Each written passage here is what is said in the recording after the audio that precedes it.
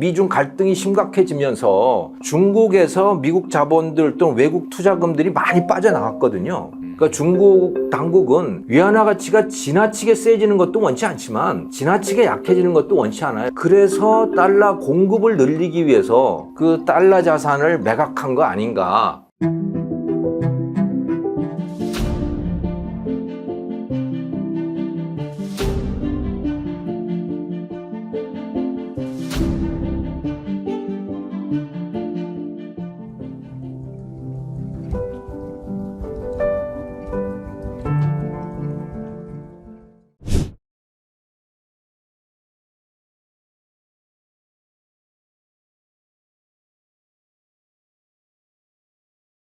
두 가지를 말씀드릴 수 있을 것 같아요. 첫 번째는 중국 국채가 정말 줄었나 하는 그 부분이고요. 두 번째는 줄었다면 왜 줄었을까 하는 이제 그 두 가지 측면인데, 정말 줄었느냐라고 하는 것은 국채 보유량은 분명히 줄었습니다. 한참 때 1조 2천억까지 가지고 있었는데 그것이 지금 말씀하신 대로 최근에 8천억 달러까지 떨어졌거든요. 그러니까 상당히 많이 떨어진 것이죠. 그런데 또 한편으로 보면 중국이 또 다른 형태의 미국 채권을 갖고 있어요. 국채와 비슷한 것을. 그것은 프레디 맥, 페니 메이라고 하는, 우리나라로 하면 LH공사 또는 주택도시보증공사 뭐 그런 데들 있잖아요. 네네.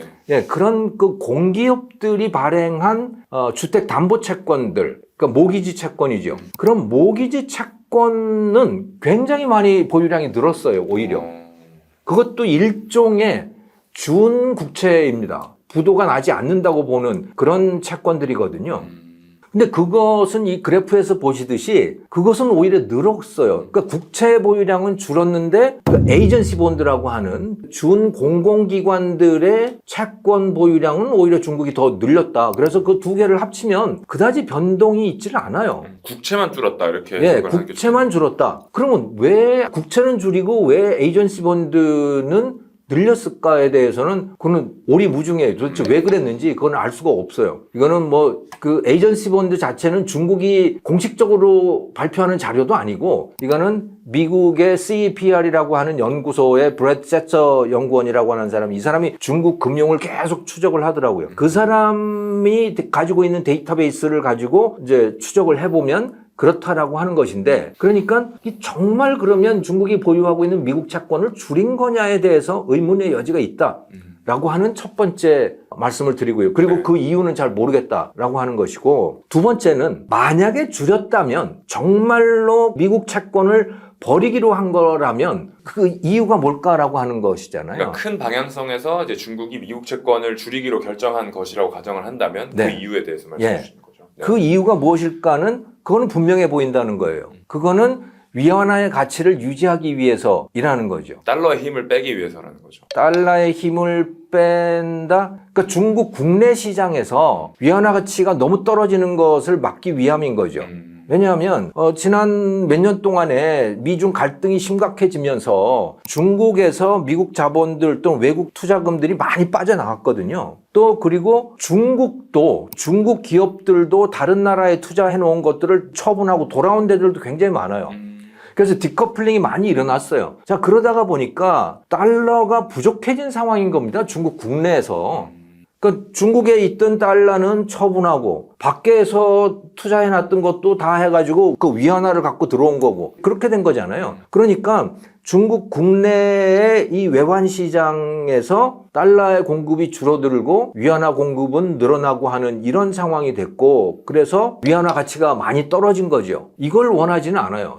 그러니까 중국 당국은 위안화 가치가 지나치게 세지는 것도 원치 않지만 지나치게 약해지는 것도 원치 않아요. 그래서 뭐 한 7달러당 7 위안 그 언저리에서 왔다 갔다 하는 걸 좋아하는데 계속 가치가 떨어지니까, 그래서 달러 공급을 늘리기 위해서 인민은행이 갖고 있는 달러 자산, 그러니까 국채죠. 그 달러 자산을 매각한 거 아닌가, 그런 그런 추측들을 합니다. 그리고 그게 설득력이 있는 방식이고요. 그리고 그런 면에서는 일본도 마찬가지예요. 일본도 엔화 가치가 저렇게 지나치게 떨어지니까 일본도 자기가 갖고 있는 달러 자산을 매각을 하는 거 아니에요? 그러니까 그 달러 자산이라고 하는 거는 미국 국채인 거죠. 현금을 그렇게 갖고 있지는 않으니까 달러 현금을 국채의 형태로 갖고 있으니까 그래서 미국 국채를 그러니까 자국 화폐의 가치를 유지하기 위해서 미국 국채를 매각했다. 이렇게 해석이 됩니다. 근데 조금 더 좀 세부적으로 여쭤보자면 제가 이제 중국의 미국 국채 보유량의 그래프를 봤는데 보니까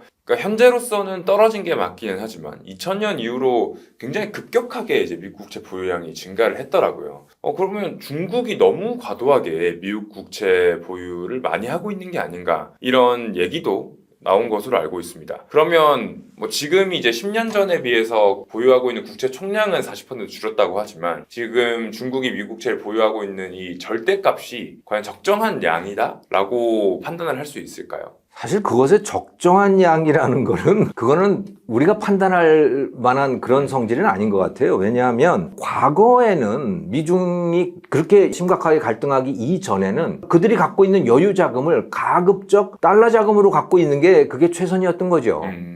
왜냐하면 다른 형태로 그 자산을 갖고 있게 되면 가치가 잘 유지가 안 되는 거예요. 너무 불안한 거죠. 그런데 2001년 중국이 WTO에 가입을 한 이후에 중국이 엄청난 수출을 했잖아요. 그래서 거기서 경상수지, 무역수지, 흑자가 뭐 어마어마했던 것이고 그것은 바로 달러의 유입을 말하는 거죠. 그러면 그 달러를 갖고 뭐 어떻게 할 거냐? 그 달러를 그러면 위안화로 바꿔서 자기들이 위안화를 갖고 있을 것이냐? 달러가 아니면 루블화를 가지냐? 엔화를 가지냐? 사실 이런 선택밖에 없어요. 그러면 그 많은 돈들 중에 어떤 돈이 제일 나냐라고 생각을 해보면 그 미국 달러밖에는 사실은 다른 대안이 없는 거죠.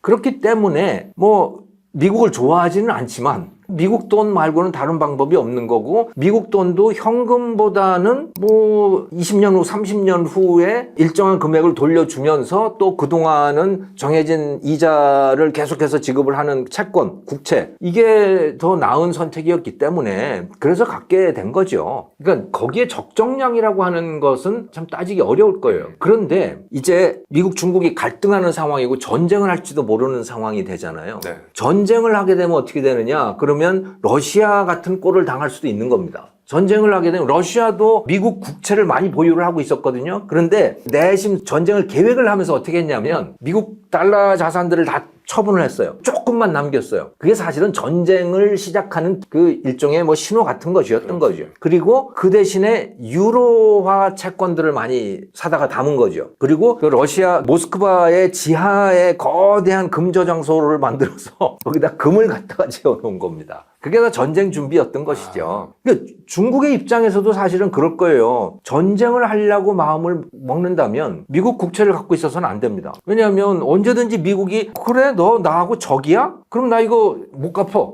국채라는 게 빚이잖아요. 갚아야 되는 건데 미국 정부가 안 갚으면 고만인 거예요. 그러고 보면 이제 네. 금 얘기가 나와서 제가 좀 찾아본 자료가 중국의 금 보유량도 늘고 있다라는 보도가 좀 나오더라고요. 근데 이제 좀 자세히 살펴보니까 이제 10월 기준으로 중국의 금 보유량이 1년 만에 거의 14%가 증가를 했다고 이제 통계가 있었습니다. 그러면 이 금을 사들이는 의미는 아까 말씀 주신 그 러시아 얘기와 좀 접목을 시킬 수 있을까요? 너무 과대 해석일까요? 저는 아주 밀접히 관련돼 있다고 봐요. 지난 10년 동안 중앙은행들이 금을 많이 사들였어요. 제일 많이 사들인 데가 러시아고 그다음에 중국이고 또 카자흐스탄, 우즈베키스탄 이런 그 옛날 스탄 국가들 또 최근에는 지금 중국 말씀을 하셨지만 또 폴란드 이런 데들도 금을 많이 사들이고 있어요. 중앙은행들이. 이건 다 전쟁을 염두에 두고 있는 겁니다. 그런데 그 금이라는 게 사실 별로 쓸모가 없어요. 그러니까 우리 개인들은 금 갖다가 종로에 나가서 팔기도 하고 이제 그러는데 개인이 금을 사고 팔 때도 수수료가 굉장히 높잖아요. 그러니까 손해를 많이 봐야 됩니다. 그 지표상으로는 가격이 오르락 내리락 한다고 그러고 이건 올랐네 그래서 내가 이익이네 하지만 내다가 팔 때는 그 수수료가 비용이 너무 커요. 그래서 사실은 안전자산으로 금을 갖고 있기는 좀 불편합니다. 금 ETF 같은 건 오케이. 그러니까 뭐 금 관련 간접 투자 상품에 투자하는 예. 건 괜찮다. 그거는 오히려 그 수수료나 비용이 그렇게 많이 안 들지만 실물금을 갖고 있으면 너무 거래하기가 어려워요. 비용도 많이 들고. 저희 주변에도 그렇고 저희 이제 지금 회사에 있는 건물에도 네. 금 투자 관련한 포스터가 한번 붙은 적이 있습니다. 네. 뭐 수익률이 꽤나 높더라고요. 연초 대비 30%가 오른 투자 상품도 있다고 하는데, 그러면 지금 개인이 금을 투자하고 관심을 갖는 거에 대해서는 좀 괜찮을까요? 저는 전쟁이 난다고 생각하면, 그러니까 우리나라에 전쟁이 난다고 생각한다. 또는 미국이 전쟁이 나서 미국 달러가 마구 풀리고 미국 달러 가치가 떨어질 것을 염두에 둔다면 금 투자가 좋습니다. 그러니까 그 정도의 극단적 상황이면 금이 최고다. 예. 그런데 미국이 직접적으로 전쟁의 당사자가 되거나 또는 세계 전쟁이 나거나 그런 상황이 아니라면 현재로서는 금보다는 달러가 더 안전 자산인 것 같아요. 달러, 그 국채, 미국 국채 같은 거. 근데 금 이야기를 마저 마치면요. 개인이 팔 때, 얼마 안 되는 금을 팔 때도 굉장히 불편한데 중앙은행이라고 한번 생각을 해보세요. 몇백 톤씩 되는 거예요. 그렇죠. 몇백 톤씩 되는 금을 어디다 갖다 팔겠습니까? 그거를. 팔 데가 없어요. 러시아가 뭐 수백 톤을 쌓아놓고 있을 텐데 지금 그거 어떡하냐 이거. 그거 누가 사주냐 그거를. 아무도 사줄 사람이 없는 거죠. 그럼 왜 들고 있을까요? 그들은. 그러니까 금은 아주 극단적인 경우를 위한 대비 수단인 것이고 웬만한 경우는 금을 쓸 수가 없더라고요 보니까. 그런데도 쌓아놓고 있는 거죠. 그렇네요. 혹시라도 러시아처럼 당할까 봐. 왜냐하면 러시아가 전쟁 나고 나서 3천억 달러의 외환 보유고를 동결당했잖아요. 돈줄이 묶였죠. 예, 완전히 묶여버렸잖아요. 그것보다는 나은 거죠. 그것보다는 차라리 금고에다가 몇백 톤 쌓아놓고 있는 게 나은 거죠. 사실 제가 이 이제 주제를 교수님께 여쭤본 게 중국이 미국 국채 보유량을 줄이는 게 개인 투자자들과 개인의 삶에 무슨 영향이 있냐라는 의문에서 좀 시작을 했는데 보니까 이제 영향이 있습니다. 네, 그러니까요. 네. 그러니까 이제 금이나 이런 자산이나 아니면 네. 국제 정세의 어떤 흐름이나 이런 것에서 굉장히 많은 영향이 좀 보이더라고요. 예, 그러니까 중국이든 일본이든 미국 국채를 처분하잖아요. 처분하면 그 양이 클 경우에 그 채권 시장에 영향을 주게 되는 겁니다. 그 미국 국채에 대한 수요가 줄어드는 거고 공급은 늘어나는 것이니까 그렇죠. 그러면 값이 떨어진다는 거죠. 미국 국채 값이 떨어진다는 건 뭘 뜻하느냐? 국채 수익률이 높아진다는 걸 뜻하는 거죠. 그러니까 미국 정부가 국채를 팔 때 더 높은 수익을 보장을 해줘야 되는 거예요, 말하자면.